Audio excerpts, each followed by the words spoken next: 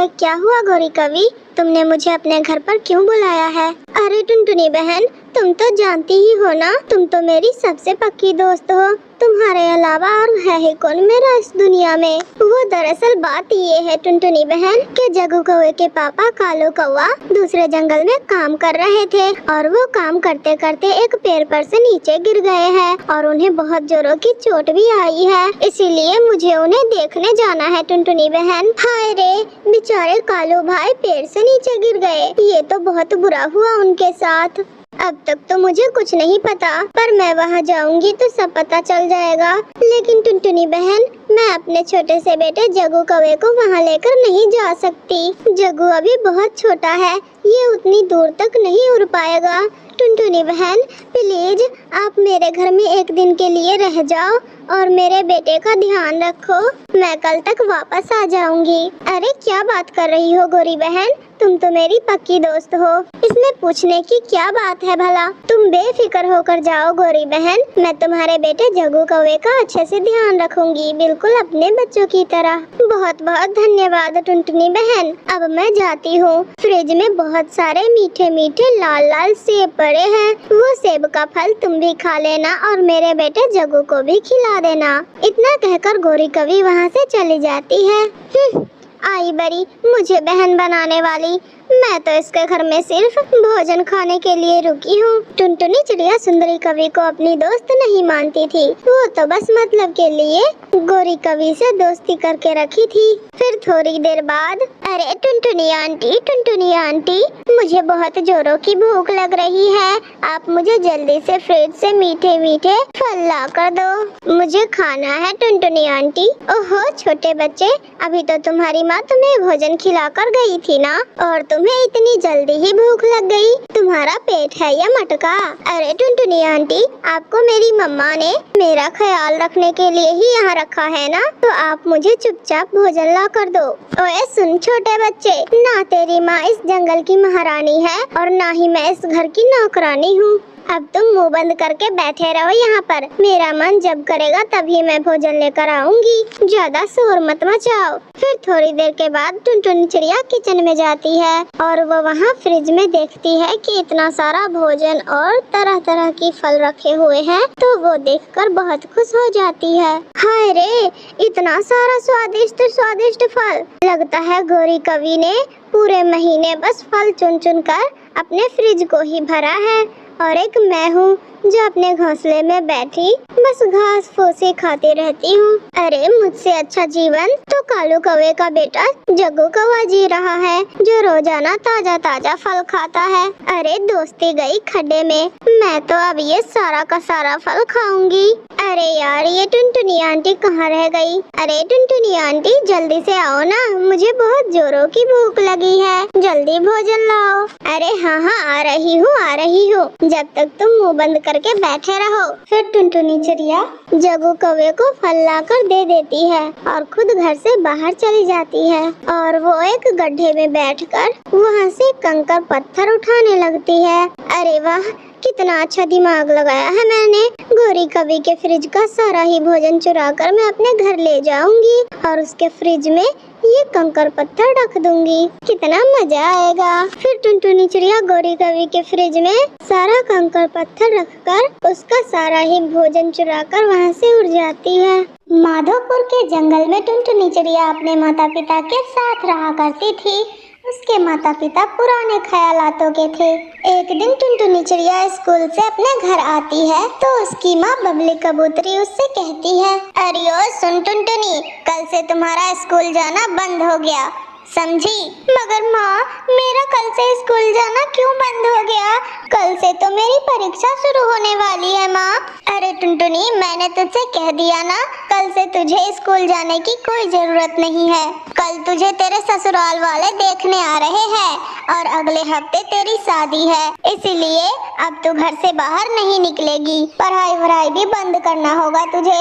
मगर माँ, अभी तो मैं बहुत छोटी हूँ, आप लोग मेरी शादी क्यों करना चाहते हैं? मैं तो अभी पढ़ना चाहती हूँ, अभी मुझे शादी नहीं करनी माँ। अरे करमजली, थोड़ा धीरे बोल। बाहर तेरे पिताजी बैठे हुए हैं, अगर उन्होंने सुन लिया ना तो तेरे टुकड़े टुकड़े करके गिद्धों के हवाले कर देंगे। अब जा जल्दी से हाथ मुंह धो ले, मैं तेरे लिए खाना परोस रही हूँ। आज मैंने तेरे पसंद की मटर पनीर की सब्जी और रोटी बनाई है, तू जल्दी से आ और खाना खा ले। और हाँ, रात को सोने से पहले हल्दी और चंदन की उपटन लगा लेना, इससे तेरे चेहरे पर रौनक आ जाएगी। माँ, मैं तुम्हारे आगे हाथ जोड़ती हूँ, किसी तरह मेरी शादी होने से रोक लो माँ। तुम ऐसा क्यों कर रही हो? तुम क्यों मेरी दुश्मन बनने जा रही हो माँ? ऐसे टुनटुनी चिड़िया रोए जा रही थी कि तभी वहाँ पे उसका पिता सेठ चंदूलाल आ जाता है। फिर टुनटुनी चिड़िया अपने पिता के पास जाकर कहती है, पिताजी आप मेरी शादी क्यों करवा रहे हैं? अभी मैं बहुत पढ़ना चाहती हूँ, मुझे शादी नहीं करनी। अरे चुप कर तू, शादी तो तेरी होकर ही रहेगी। मगर बाल विवाह तो कानूनन जुर्म है। अगर आप लोगों की ये बात पुलिस को पता चल गई तो आप सभी लोगों को जेल हो जाएगी। अरे कमबख्त, तू अपनी बकवास बंद कर। बाल विवाह हमारे जंगल की प्रथा है, इसे कोई भी नहीं बंद करा सकता, कानून भी नहीं। अरे सुनो बबली, इसे ले जाकर एक कमरे में बंद कर दो। मैं मेहमानों के सामने कोई भी तमाशा नहीं खड़ा देखना चाहता। अगले दिन टुनटुनी चिड़िया को देखने उसका होने वाला पति बंटी कबूतर और उसकी माँ नीलो चिड़िया आती है। बंटी कबूतर टुनटुनी चिड़िया को पसंद कर लेता है और फिर अगले ही हफ्ते उन दोनों की शादी हो जाती है और बेचारी टुनटुनी चिड़िया की पढ़ाई अधूरी ही रह जाती है। नन्ही टुनटुनी चिड़िया के कंधों पर ससुराल के भारी जिम्मेदारियों का बोझ आ जाता है। ऐसे ही दिन गुजरने लगते हैं। एक दिन बंटी कबूतर किसी काम से बाजार जा रहा होता है कि तभी रास्ते में ही खूंखार चीलों का शिकार हो जाता है। ऐसे टुनटुनी चिड़िया बेचारी छोटी सी उम्र में ही विधवा हो जाती है और इस बात का पता जब उसकी माँ बबली कबूतरी को चलता है तो वो उससे मिलने उसके ससुराल आती है। अपनी माँ बबली कबूतरी को देखते ही टुनटुनी चिड़िया चिल्लाने लग जाती है, चली जाओ तुम यहाँ से, तुम यहाँ क्या करने आई हो? अब मैं तुम्हारी बेटी नहीं हूँ। अरे तुम्हारी बिटिया टुनटुनी चिड़िया तो उसी दिन मर गई थी जिस दिन तुम लोगों ने उसका बाल विवाह किया था। माँ, तुम मेरा घर बसाना चाह रही थी ना? देखो, अपने आँखों से देख लो, ऐसे बस गया मेरा घर। अरे टुनटुनी बिटिया, बंटी कबूतर के मौत ने तेरा सर घुमा दिया है, तो कुछ दिन चल मेरे साथ, कुछ दिन अपने जंगलों में रहेगी तो तेरा मन बहल जाएगा। नहीं माँ, मुझे कुछ नहीं हुआ है, तुम यहाँ से चली जाओ। मैं अपनी माँ जी को छोड़कर कहीं नहीं जाऊंगी, मैं बिल्कुल ठीक हूँ, मेरा सर नहीं घुमा है। अरे टुनटुनी बहू, जब तेरी माँ इतना कह ही रही है तो चले जाना अपने जंगल। नहीं माँ जी, मैं अब उस जंगल में कभी नहीं जाऊंगी, मैं यही रहूंगी और अपनी अधूरी पढ़ाई पूरी करूंगी और पक्षियों के घर घर जाकर सबको ये सीख दूंगी कि अपनी बेटियों का बाल विवाह कभी ना करे।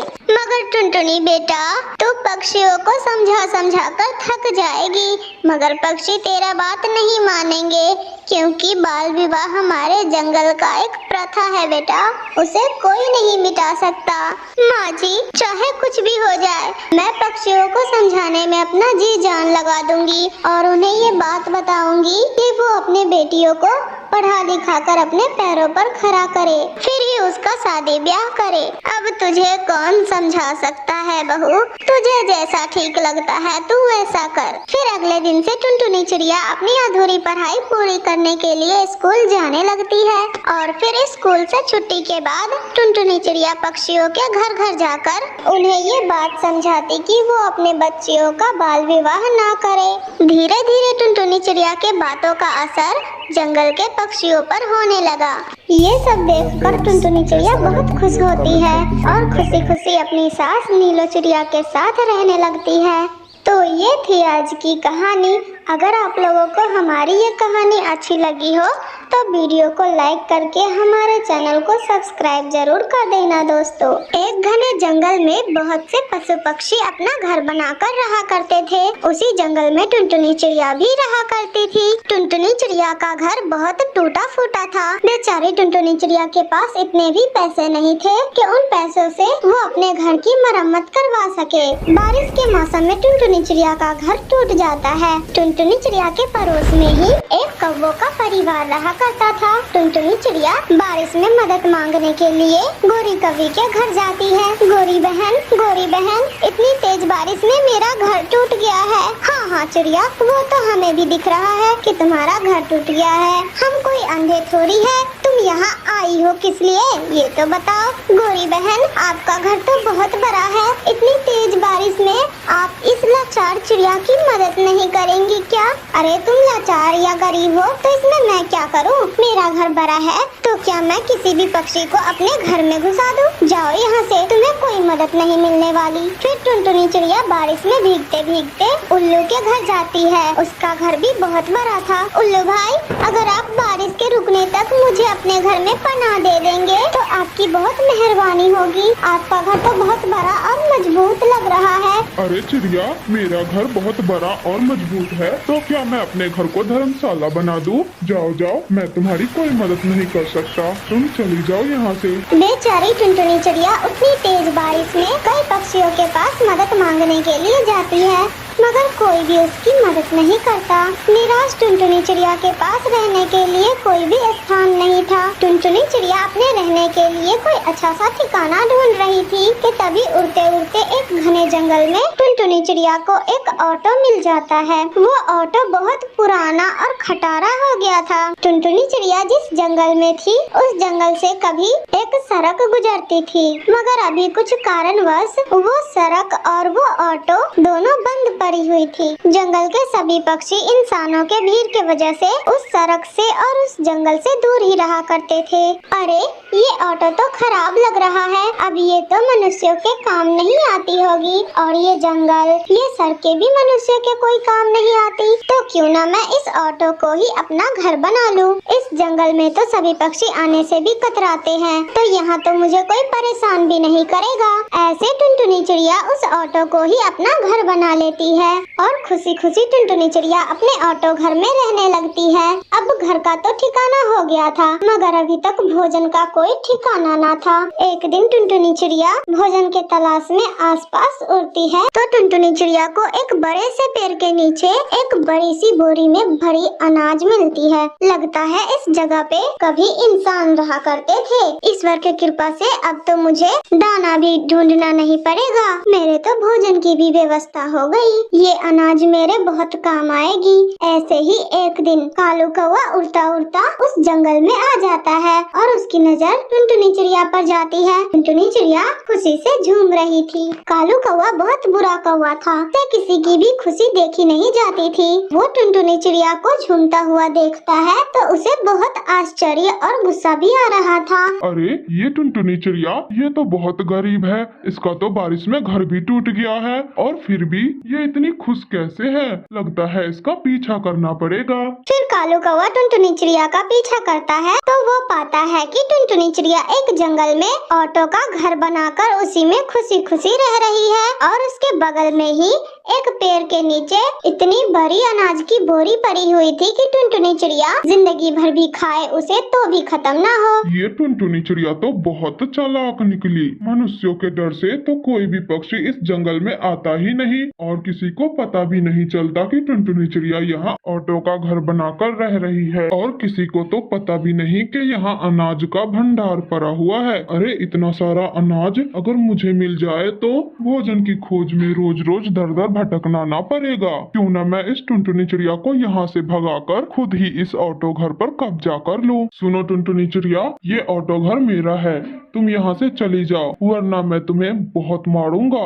अरे कालू भाई, आपको तो पता ही है कि तेज बारिश के कारण मेरा घर टूट गया है और अगर मैं यहाँ से भी चली जाऊंगी तो मैं कहाँ जाऊंगी? मेरा कोई घर द्वार नहीं है। अरे वो सब मैं नहीं जानता, तुम यहाँ से भागती हो या मैं लगाऊं तुम्हें एक। फिर कालू कौवा टुनटुनी चिड़िया को मार मार कर उस ऑटो घर को भगा देता है और खुद टुनटुनी चिड़िया के ऑटो घर में मजे से रहने लगता है। बेचारी टुनटुनी चिड़िया पास में ही एक पेड़ पर एक छोटा सा घोंसला बनाकर दुख के दिन गुजारने लगती है। उसी जंगल में एक जिगरबाज रहा करता था। जिगरबाज और कालू कौवे की बहुत पुरानी दुश्मनी थी।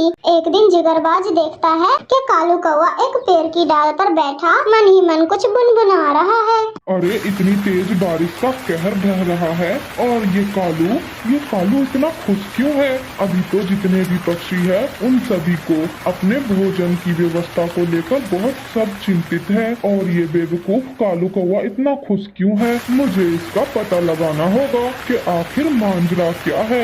ये बेवकूफ कालू कौवा आखिर खिचड़ी क्या पका रहा है? फिर वो जिगरबाज कालू कौवा का पीछा करता है तो उसको भी पता चल जाता है कि कालू कौवा एक ऑटो घर में रह रहा है। जिगरबाज को ये भी पता चल जाता है कि वहाँ पे अनाज का भंडार भी पड़ा हुआ है। वो देखकर तो जिगरबाज लालच में पड़ जाता है। ओह अच्छा, तो ये बात है, कालू कौवे के हाथ ये अनाज का भंडार लगा हुआ है। अरे इतना अनाज तो कालू कौवा जीवन भर भी खाएगा तो भी खत्म नहीं हो पाएगा। क्यों ना इस ऑटो घर और अनाज पर मैं ही कब्जा कर लूं और इस कालू कौवे को मार मार कर यहाँ से भगा दूं। ओए कालू कौवे, तुम यहाँ से भाग जाओ, ये घर आज से मेरा है। तुम यहाँ से चुपचाप चले जाओ, नहीं तो मैं तुम्हें मार मार कर भरता बना दूंगा। अरे अरे, ऐसे कैसे मैं अपना घर छोड़कर चला जाऊंगा? मैंने भी अपने हाथों में चूड़ियां नहीं पहन रखी है। मैं इतनी आसानी से तो तुम्हें इस ऑटो घर और अनाज पर कब्जा नहीं करने दूंगा। अच्छा बेटू, तो ये बात है। ऐसा कहते हुए वो दोनों लड़ पड़े और लड़ते लड़ते वो दोनों घायल हो गए और आखिरकार वो दोनों मर गए। टुनटुनी चिड़िया दूर पेड़ पर बैठी ये सब मांजरा देख रही थी और उन दोनों को ऑटो के पास मृत पड़े हुए देखकर अफसोस मना रही थी। देखा दोस्तों, लालच बुरी बला है। अगर ये दोनों चाहते तो साथ साथ साझा करके ये दोनों खुशी खुशी अपना जीवन बिता सकते थे, मगर अकेले ही पूरे अनाज और ऑटो घर पर कब्जा करने के लालच में ये दोनों अपने जान गंवा बैठे। दोस्तों, इस कहानी से हमें ये शिक्षा मिलती है कि हमें हमेशा एक दूसरे के साथ मिलजुल कर रहना चाहिए और लालच नहीं करना चाहिए। प्यारे दोस्तों, अगर आप लोगों को ये वीडियो अच्छी लगी हो तो इसे लाइक करके हमारे चैनल टोनी कार्टून टीवी को सब्सक्राइब करना ना भूलना दोस्तों।